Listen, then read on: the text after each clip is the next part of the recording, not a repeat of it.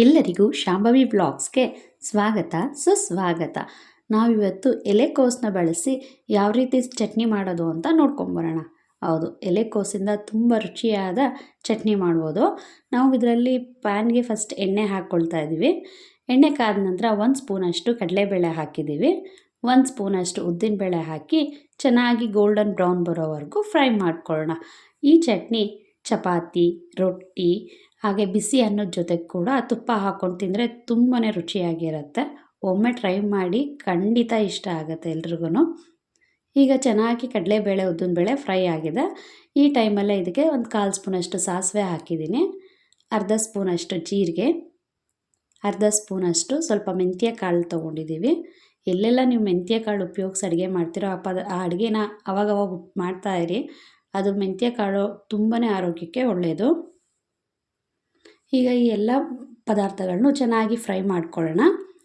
ಈಗ 1 ಮೀಡಿಯಮ್ ಸೈಜಷ್ಟು ಈರುಳ್ಳಿನ ಕಟ್ ಮಾಡಿ ಹಾಕಿದ್ದೀನಿ. ಈಗ 1 ಗೆಡ್ಡೆ ಅಷ್ಟು ಬೆಳ್ಳುಳ್ಳಿ ಹಾಕ್ಕೊಂಡಿದ್ದೀನಿ. ಇದು ಕೂಡ ತುಂಬ ಚೆನ್ನಾಗಿ ಹಸಿ ವಾಸನೆ ಎಲ್ಲ ಹೋಗೋ ಥರ ಫ್ರೈ ಮಾಡ್ಕೊಳ್ಳೋಣ. ನಾನಿಲ್ಲಿ 2 ಬ್ಯಾಡಗೆ ಮೆಣಸಿನ್ಕಾಯಿ, 2 ಗುಂಟೂರು ಮೆಣಸಿನ್ಕಾಯಿ ತೊಗೊಂಡಿದ್ದೀನಿ. ನಿಮ್ಮ ಖಾರಕ್ಕೆ ಅನುಸಾರವಾಗಿ ಎಷ್ಟು ಮೆಣಸಿನ್ಕಾಯಿ ಬೇಕೋ ನೋಡ್ಕೊಂಡು ಹಾಕ್ಕೊಳ್ಳಿ. ಈ 1 ಮೀಡಿಯಮ್ ಸೈಜ್ನಷ್ಟು ಟೊಮೊಟೊ ತೊಗೊಂಡಿದ್ದೀನಿ. ಟೊಮೊಟೊ ಹಣ್ಣು ಕಟ್ ಮಾಡಿ ಹಾಕಿ ಚೆನ್ನಾಗಿ ಫ್ರೈ ಮಾಡ್ಕೋಬೇಕು. ಆ ಈರುಳ್ಳಿ ಟೊಮೊಟೊ ಎಲ್ಲ ಚೆನ್ನಾಗಿ ಸಾಫ್ಟಾಗಿ ಹಸಿ ವಾಸನೆ ಹೋಗೋವರೆಗೂ ಚೆನ್ನಾಗಿ ಬೇಯಿಸ್ಕೊಳ್ಳೋಣ. ಈಗ ಇಲ್ಲಿ ಸ್ವಲ್ಪ ಉಪ್ಪು ಸೇರಿಸ್ಕೊಳ್ತಾ ಇದ್ದೀನಿ, ಟೊಮೊಟೊ ಸಾಫ್ಟ್ ಆಗೋದಕ್ಕೆ ಅಂತ. ಸ್ವಲ್ಪ ಅರಿಶಿನದ ಪುಡಿನೂ ಹಾಕ್ಕೊಂಡು ಚೆನ್ನಾಗಿ ಕಂಪ್ಲೀಟ್ ಇದನ್ನು ಫ್ರೈ ಮಾಡ್ಕೊಳ್ಳೋಣ. ಇದು ಚೆನ್ನಾಗಿ ಹಸಿ ವಾಸನೆ ಎಲ್ಲ ಹೋಗಿ ಫ್ರೈ ಆಗಬೇಕು. ಆದ ನಂತರ ಇದನ್ನ ತಟ್ಟೆಗೆ ಹಾಕಿ ತಣ್ಣಗಾಗೋದಕ್ಕೆ ಬಿಡೋಣ. ಈಗ ಮತ್ತೆ ಪ್ಯಾನ್ಗೆ ಸ್ವಲ್ಪ ಎಣ್ಣೆ ಹಾಕ್ಕೊಳ್ಳೋಣ. ಈಗ ಇದಕ್ಕೆ ಸಣ್ಣಗೆ ಹಚ್ಚಿಟ್ಟಿರುವಂತಹ ಎಲೆಕೋಸನ್ನ ಸೇರಿಸ್ಕೊಂಡು ಚೆನ್ನಾಗಿ ಎಲೆಕೋಸು ಹಸಿ ವಾಸನೆ ಎಲ್ಲ ಹೋಗಬೇಕು. ಆ ರೀತಿ ಕಂಪ್ಲೀಟ್ ಗೋಲ್ಡನ್ ಬ್ರೌನ್ ಬರೋವರೆಗೂ ಚೆನ್ನಾಗಿ ಕೈ ಆಡಿಸ್ತಾ ಫ್ರೈ ಮಾಡ್ಕೋಬೇಕು. ನಾವು ಇದನ್ನ ಎಷ್ಟು ಫ್ರೈ ಮಾಡ್ತೀವಿ ಹಸಿ ವಾಸನೆ ಹೋಗಿರುತ್ತೋ ಅಷ್ಟು ಚಟ್ನಿ ತುಂಬ ರುಚಿಯಾಗಿರುತ್ತೆ. ಅದರಲ್ಲಿ ನಾವು ಎಲೆಕೋಸು ಹಾಕಿದ್ದೀವಿ ಅಂತಲೇ ಗೊತ್ತಾಗಲ್ಲ. ಕೆಲವೊಬ್ಬರು ಪೇಷಂಟ್ಗಳಿಗೆ ಡಾಕ್ಟರ್ಸ್ಗಳು ಕಾಯಿ ಟೊಮೊಟೊ ಕೊಡಬೇಡಿ ಅಂತ ಹೇಳಿರ್ತಾರೆ.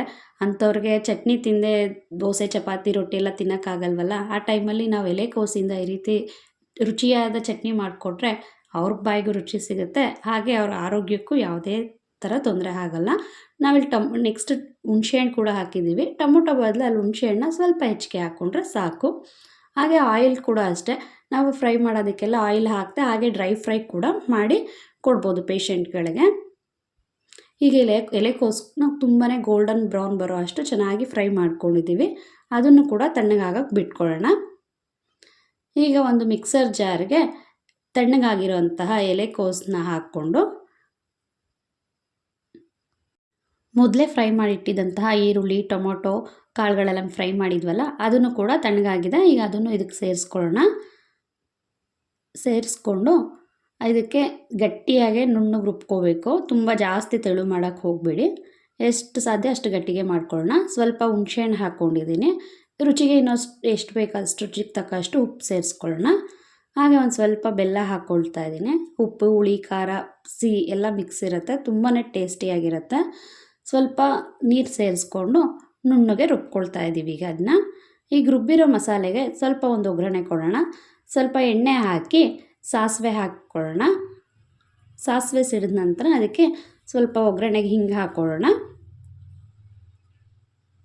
ಇದಕ್ಕೆ ಸಣ್ಣಗೆ ಹಚ್ಚಿಟ್ಟಿರೋಂತಹ ಕರಿಬೇವಿನ ಸೊಪ್ಪು ಸೇರಿಸ್ಕೊಳ್ತಾ ಇದ್ದೀನಿ.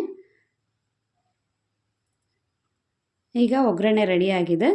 ಈ ಒಗ್ಗರಣೆಗೆ ರುಬ್ಬಿಟ್ಟಿರೋಂತಹ ನಾವು ಚಟ್ನಿನ ಇದಕ್ಕೆ ಸೇರಿಸ್ಕೊಳ್ಳೋಣ. ಸ್ವಲ್ಪ ಜಾರ್ಗೆಲ್ಲ ನೀರು ಹಾಕಿ ಸ್ವಲ್ಪನೇ ನೀರು ಹಾಕಿ ಚೆನ್ನಾಗಿ ತೊಳೆದು ಇದಕ್ಕೆ ಸೇರಿಸ್ಕೊಳ್ಳಿ. ತುಂಬ ನೀರು ಹಾಕಿ ತೆಳು ಮಾಡೋಕ್ಕೆ ಹೋಗಬೇಡಿ. ಮತ್ತು ಈ ನೀರಿನ ಅಂಶ ಎಲ್ಲ ಕಂಪ್ಲೀಟ್ ಡ್ರೈ ಆಗೋವರೆಗೂ ಚೆನ್ನಾಗಿ ನಾವು ಬೇಯಿಸ್ಕೋಬೇಕು.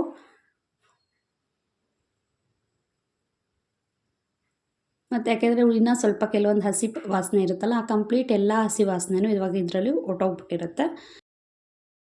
ಚಟ್ನಿ ತುಂಬಾ ರುಚಿಯಾಗಿ ಅದ್ಭುತವಾಗಿ ಆಗುತ್ತೆ. ಯಾರಿಗೆಲ್ಲ ಎಲೆಕೋಸು ಇಷ್ಟ ಇಲ್ಲವೋ ಅವ್ರಿಗೊಂದು ಸತಿ ಈ ಥರ ಮಾಡಿಕೊಡಿ, ತುಂಬಾ ರುಚಿಯಾಗಿ ಇಷ್ಟಪಟ್ಟು ತಿಂತಾರೆ. ಇನ್ನೂ ನಮ್ಮ ಚಾನಲ್ನ ಯಾರು ಸಬ್ಸ್ಕ್ರೈಬ್ ಮಾಡ್ಕೊಂಡಿಲ್ಲವೋ ಈಗಲೇ ಸಬ್ಸ್ಕ್ರೈಬ್ ಮಾಡ್ಕೊಳ್ಳಿ, ಲೈಕ್ ಮಾಡಿ, ನಿಮ್ಮ ಫ್ರೆಂಡ್ಸ್ ಆ್ಯಂಡ್ ಫ್ಯಾಮಿಲಿ ಕೂಡ ಶೇರ್ ಮಾಡಿ. ಧನ್ಯವಾದಗಳು.